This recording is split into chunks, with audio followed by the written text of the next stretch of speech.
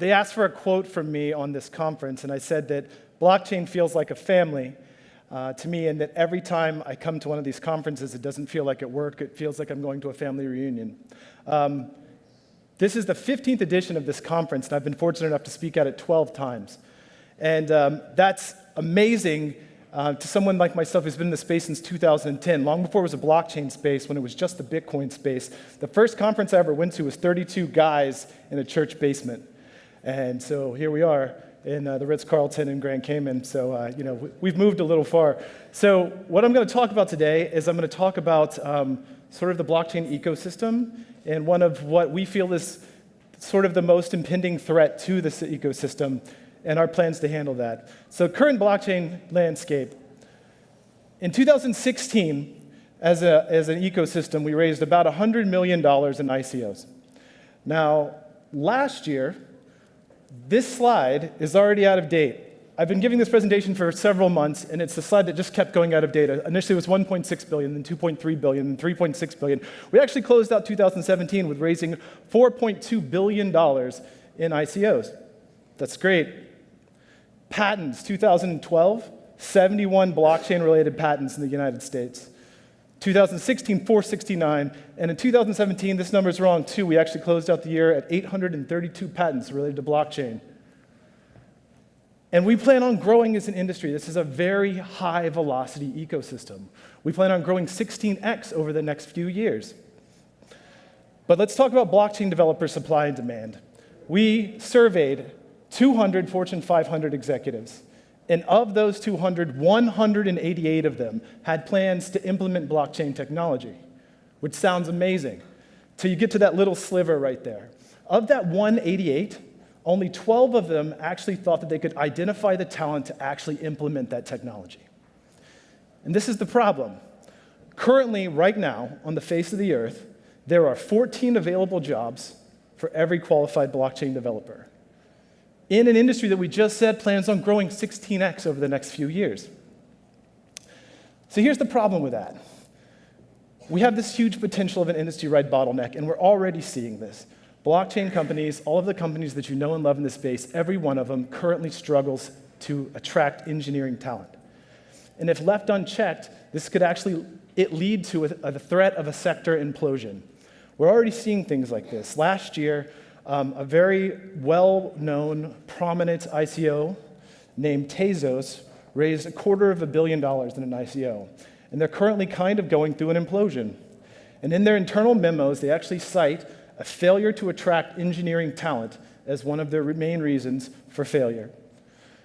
So the thing is that we're going to see this third part, blockchain projects are going to stall indefinitely. These are things that we already see. Now, yeah, not every blockchain project is going to work out, but some of these things are great. They're wonderful promises that should see the light of day, and there's just not going to happen because there's not going to be anyone there to build them. So why have we been so slow to train new developers? Well, blockchain technology moves extremely quickly. So if you look at the legacy educational system, it just can't keep up. So there hasn't been a real way to implement blockchain technology standards into current curriculums. And the main reason is that blockchain devs, they're paid significantly more to be in production than they are to be in a classroom teaching. And a lot of times, the people that are actually the developers, they're developers of the protocol itself, or they're the core team of the protocol itself. So they're not stopping to document and make educational programs. They're actually out there building this future that we all know and love. And there's been a lack of industry standards for certification and education. There's just been some attempts at doing this, but for the most part, they've been someone's side project. Someone like, yeah, we really should get certifications for this. Or yeah, we really should get education. But they basically fall into the second category of the people in production that their side project is trying to teach other people. So what's the solution? In April of last year, I was invited by some dear friends of mine who are actually here, Brock Pierce and Stephen Morris, invited me to this wonderful place called Africa Burn. And it's, if you're not familiar with it, it's basically the Burning Man project, but in South Africa. And there I met a guy who ended up changing my life, Mr. John Souza, my partner, who's in the back there. And John is the founder of Kingsland University. It's a fully accredited university in Atlanta, Georgia. And John talked to me about maybe having me help him do some blockchain executive education courses. And that wasn't particularly interesting to me. I was like, yeah, that's a good idea. I think that's something that's needed in the space, but that didn't seem something that was, really needed or something that was interesting to me. So I kind of put it aside. But then I had an experience where a company that I founded, unsung.org, got this wonderful opportunity to build out a distributed identity system for refugees in Greece. And the European Union was willing to give us a pilot program to do that. Now, I've been in this space since 2010. And when we got that pilot, I was extremely excited. I started calling all of my engineer friends and saying, look, we got this thing. We can do distributed identity for refugees, and we can actually start ensuring that NGOs that are being paid to feed people are actually feeding those people. We can build the system and do that. And every developer I talked to was like, man, Jason, this is awesome. But I have a job. I've got like 6 jobs lined up behind that. I'm advising these 20 companies. But when all that's done, I'd love to get to this.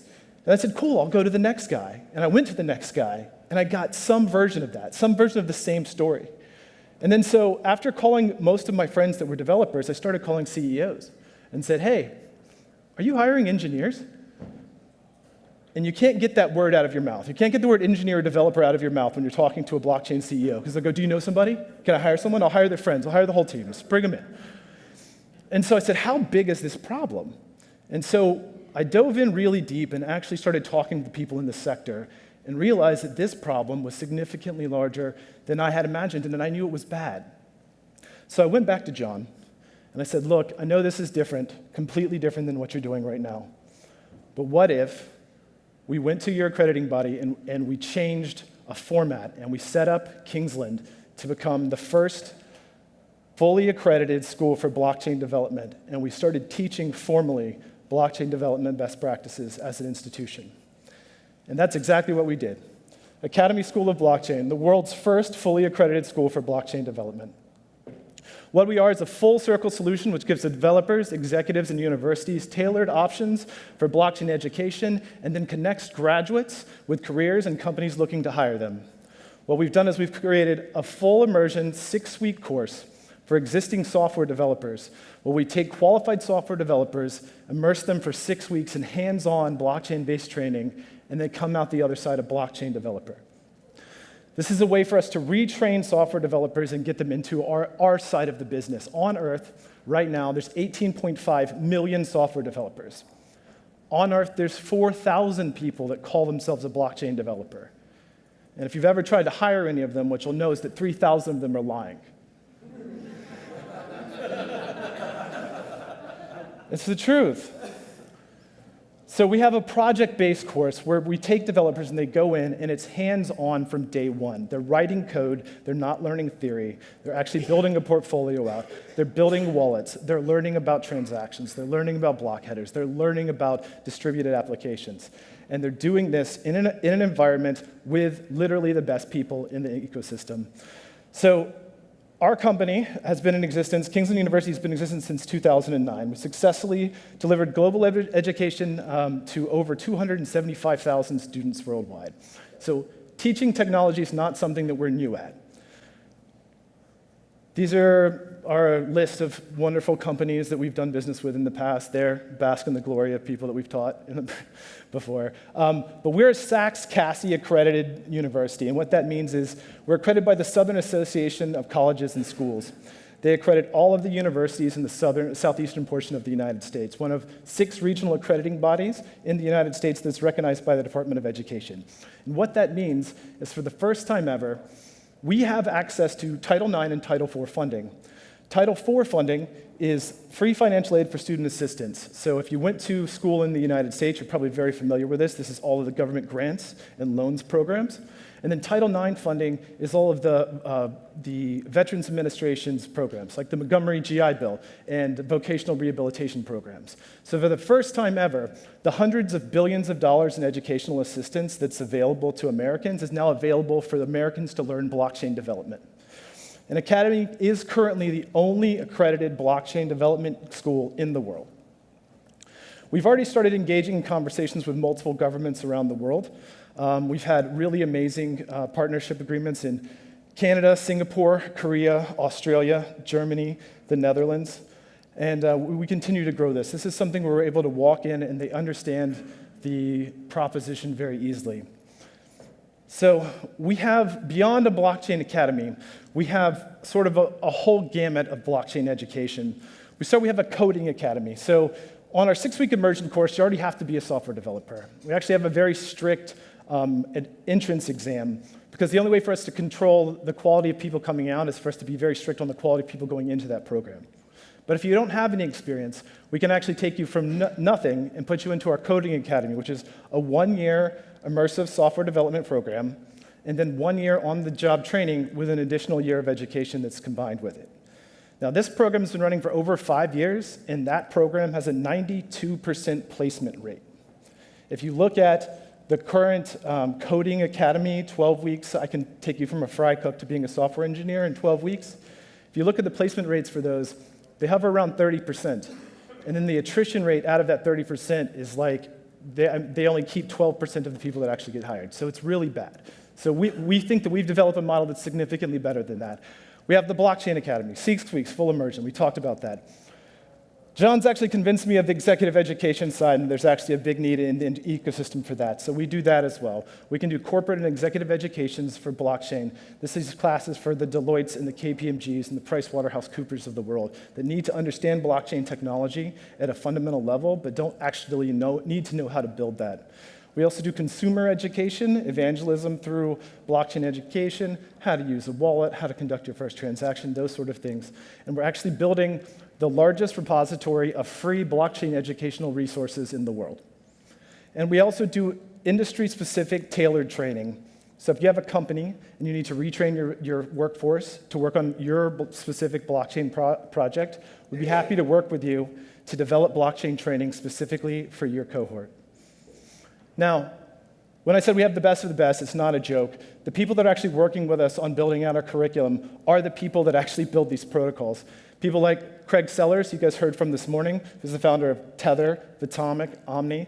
Dan Larimer, a lot of people don't realize this, but Dan Larimer's 2/3 of all transactions that happen on a blockchain that was built by Dan Larimer. So that's Steemit, BitShares, and the EOS project. Gabe Kerfman from RSK Labs, which is like Ethereum on blockchain, and Steve Dack, who was actually one of the original Ethereum developers that built the project. We also have a host of other amazing advisors as well. Now, last week I did this pitch in Miami at the North American Bitcoin Conference, and there we got to announce a really important thing. And some of you might know, but some of you probably don't know. The end of last year, we acquired SoftUni. SoftUni is the largest software development university in Eastern Europe. They're based in Sofia, Bulgaria, and they have a current software development student body of 150,000 students. This is the team here. These are all rock stars. SoftUni was the Forbes 2015 European Startup of the Year. Everybody on the team there and the executive side has all been Forbes 30 under 30. And a really treat today is that we actually launched our first cohort of our 6-week immersion program today. It's in Sofia, so they're actually already out of class for the day. We got great feedback from them. We have 150 students training currently in Sofia, Bulgaria. So by mid-March, we'll have 150 new blockchain developers in the space.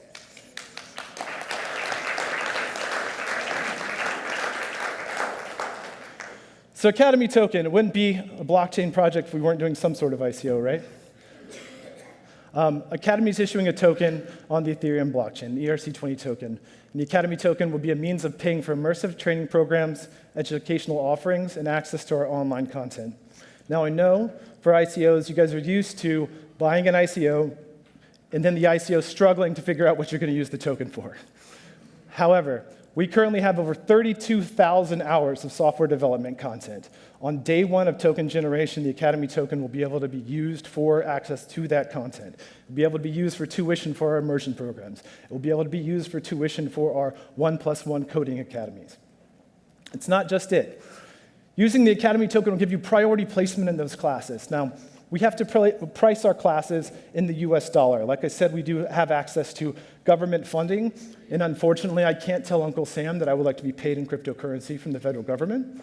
But what I can say is that we would prefer to get paid in cryptocurrency. So if you're an Academy holder, and we have 150 slots in a class, and 150 people want to pay in Academy tokens, well, that's who's going to get those slots. So if you're coming in here paying fiat, sorry guys, maybe next class. The other thing that we've done is when we acquired SoftUni, one of the main reasons that we acquired them is that they have developed a really robust LMS, learning management system. And in that, we've developed ways to use our token to gamify the behaviors in online learning that are actually effective, all of the things that we want to see from students. So what we can do is we can do something where if you pass the class in the 90th percentile, well, you get money back, you get a bonus, you get paid for doing well in the class. If you're the #1 student in the class, guess what? You get your whole tuition reimbursed. If you're doing student mentorship or you're tutoring someone else in the class, we can incentivize you to do that through the token. If you're participating in online discussion boards, if you're doing all of these things that we have data and metrics that say classes that have this aspect do better than other classes, we can incentivize that behavior through our token. A big portion of what we do is we're a human resources company for blockchain companies. Now, in the 2018 school year, we modeled to do 1,600 graduates through our immersion program. We have 7,600 requests for graduates. So we'll be placing our graduates probably at a very high rate in these companies, and those companies will actually be paying us for a service placement fee for that. We'll take service placement fees in Academy tokens. So if you get in on the Academy token ICO, you can then use those to hire graduates in the future. Now, we have a very interesting token mechanic. I guarantee it's something that you haven't seen before. The main feature of it is that when we take in a token for either services or tuition, we immediately burn 70% of that. Now, I know that's something you haven't really heard about, but like I said, I think that we're a little bit different than most companies. Every token that's out there for Academy actually represents a liability of us in the future to provide educational services to someone. So when we take that in, we burn a portion of it. Just like when you go to Starbucks and you give them a $100 gift card, once you've used that, they don't then sell that gift card again. So we burn a large portion of it, but we don't burn all of it. We take 15% of that money that comes in and it goes into a dedicated scholarship fund. Now, some of that goes to direct scholarships for people that should get in the program, they don't have access to it. And that's also used to subsidize markets where it wouldn't be profitable for us to go in and open up a school, but the school is needed there. So we can go into developing worlds in some of these impoverished places that need access to these developers, and that this sort of training will actually give people a way out of poverty, but we couldn't make profit on going in there, and we can actually use this to subsidize us going into a market that we otherwise would not be going into. And then the final 15% we hold back is actually used for a community development fund.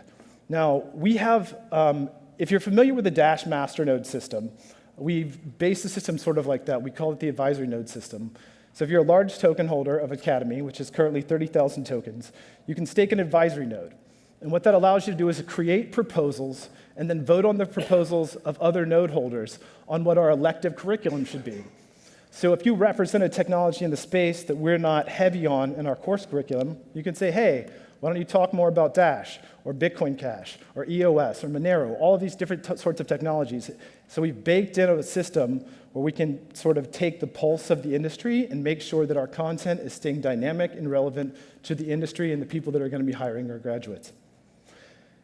And that's Academy. Thanks for having me.